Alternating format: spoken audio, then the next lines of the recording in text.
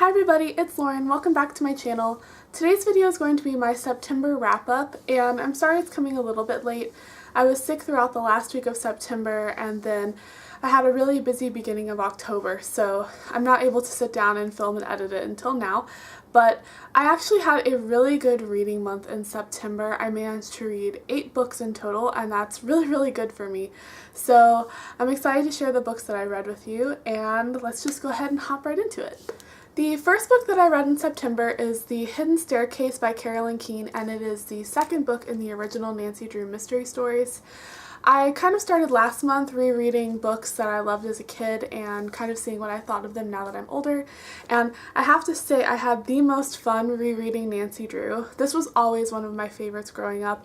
I always thought Nancy was such a fun, sassy character, and I have to say I think that this series aged really well.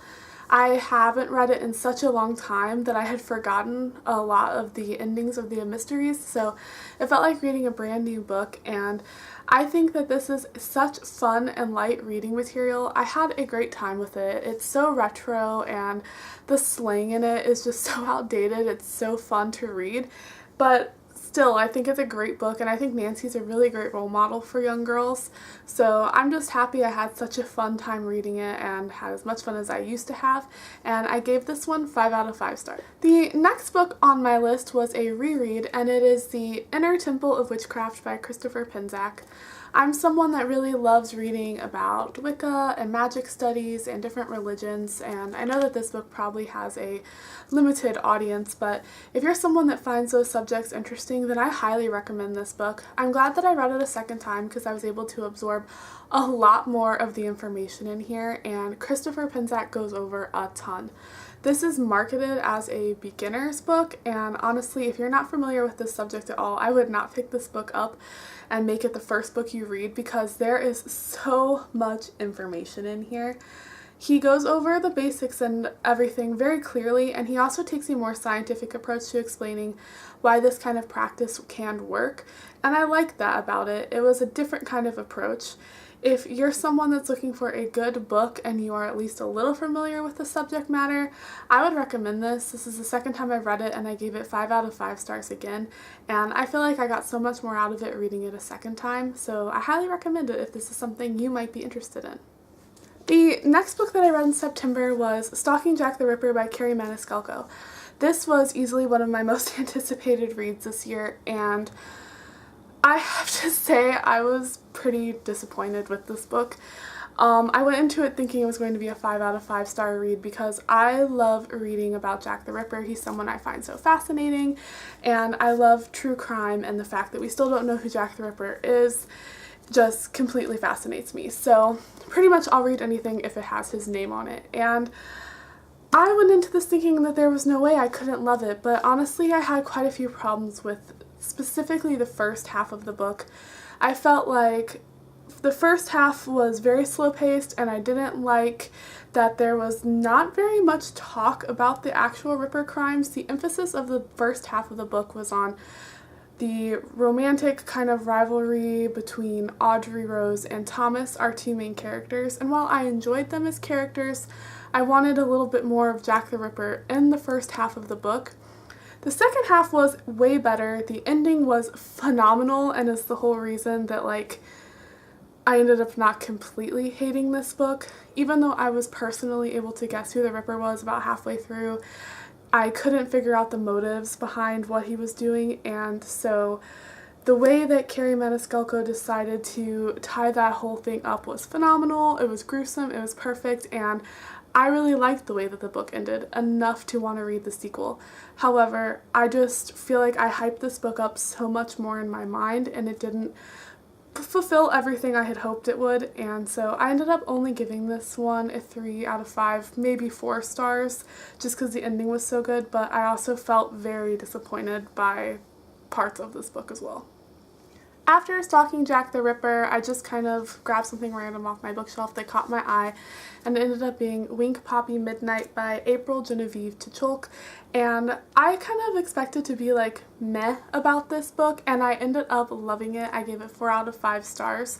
I really liked this, and I think that you should probably just go into it not knowing anything like I did, because this book was such like so full of such twists and turns. It was written in the most beautiful and lyrical style. The descriptions were out of this world, and it's told from 3 different points of view. All 3 of the narrators are very unreliable, so it kept me guessing up until the end, and honestly, I had no idea where the plot was going or how it was going to end the entire time I was reading it. It ended up being a sort of murder, mystery, magical realism kind of thing, and I really enjoyed it.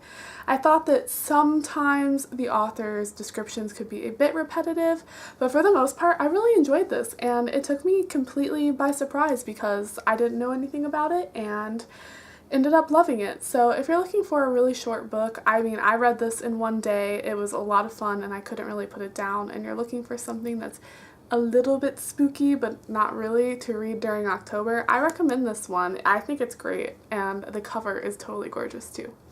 So after Wink Poppy Midnight, I finally picked up and read Cinder by Marissa Meyer.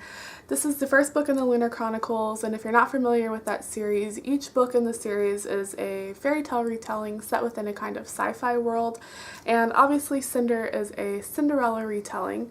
I was a little hesitant to read this because I'm not honestly a big sci-fi fan, and I was unsure of how Marissa Meyer was going to pull off a sci-fi Cinderella retelling. In this book, our Cinderella is a cyborg mechanic with a malfunctioning foot, but somehow Marissa Meyer completely blew me away. This book was awesome. I gave it 5 out of 5 stars because I just loved it. I loved the cast of characters, the world was so unique, but there were also all the elements of a Cinderella story that I could want in this book, and it all worked together perfectly. I was so surprised that I ended up liking this. She had a cast of characters that I really cared what happened to, and I grew to love. There was comedy, there was sad things, there was happy things, there was romance, and it just was like such a well-rounded book. I kept not being able to put it down. I read it so fast, and I am just such a fan of this book, and I can't wait to read the sequel. I loved it so, so much, and yet, like I said, it was definitely a 5-star read, and I'm glad that I finally got around to reading this book. The next book I don't physically have to show you because I just kind of read it quickly while I was in Barnes & Noble drinking coffee and opted not to buy it, and it is the manga NTR Netsuo Trap Volume 1 by Kodama Naoko. I kind of just picked this book up on random. I really love reading manga, so I just grabbed one off the shelf to read while I was drinking my coffee, and this one was pitched as being like a story where these 2 girls have been friends for their whole lives, and then they start to develop feelings for each other, and I thought that that could be really, really cute, but this manga ended up being like borderline hentai, and I did not like that. I thought that the storyline could have been really good and the art was really good, but it was just a little bit too sexual for me. The emphasis was not really on the girls growing to love each other and developing like a healthy relationship. It was more just completely focused on the sex, and the pictures were a little bit too sexual in nature for me, so I ended up only giving it a 1.5 out of 5 stars because that's not what I thought it was going to be when I picked it up, and I don't really like to read that kind of thing. So I just opted not to purchase it, and I'm really glad that I went that way, and now that I know what the series is about, I probably won't continue with it either. So the next book I picked up was Mary the Summoning by Hilary Monahan, and I already filmed a full review of this, so I will link that down below if you want to hear my full thoughts. But for the sake of this video, just know that I only gave it a 1.5, 2-ish stars, which I feel is very generous. I didn't like this book at all. I picked it up hoping it would be a short little kind of segue book to get me ready for October and Halloween, and it was just so disappointing. The writing was bad, the characters were bad, and I thought the relationships in the book were weird, and the worst part was it wasn't scary at all, so this was a total flop for me, and I just did not like it. After finishing that book, I picked up Asylum by Madeline Rue, hoping that it would be the scary book I was craving, and I was also like really disappointed with this book. This is one of those books that has really scary pictures in it. Like, let me see if I can find one. Like, it has these creepy photographs in it, and that is literally the scariest part of this book. I feel like instead of the pictures being put in there to complement the story. It was more like the story was written to accompany the pictures, and that just did not work. The writing felt very middle grade instead of young adult, so it was very overly simplistic and bland.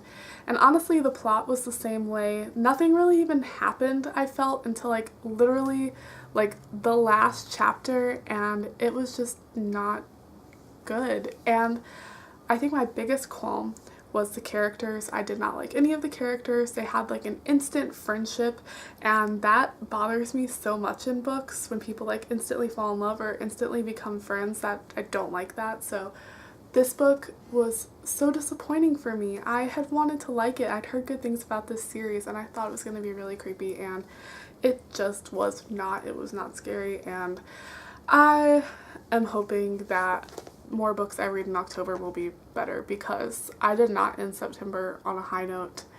This kind of set me off in like a reading slump, and I have not been able to finish a book yet in October, so we'll see what happens. This book I didn't like. I think I gave it 2.5, 3 stars maybe, and that again is lenient. But yeah, that was all the books that I read in September. Again, it was kind of like a mediocre rating month, but I did read a lot, so I'm really happy with that. I'm not sure if I'm going to film an October TBR, just because I literally have no idea what I want to read this month, and I feel like even if I made a list, I wouldn't stick to it, so we'll see what happens. I'm unsure if I'm going to film that video yet, but if you're not already and you'd like to, you can subscribe to my channel. I try to post at least once a week, and I have a lot of exciting videos planned for October because it is my favorite month and my birthday's in October. And yeah, please give this video a thumbs up if you like my wrap-ups. It lets me know I'm doing a good job. I can't wait to talk to you all in my next video, and I'll see you soon.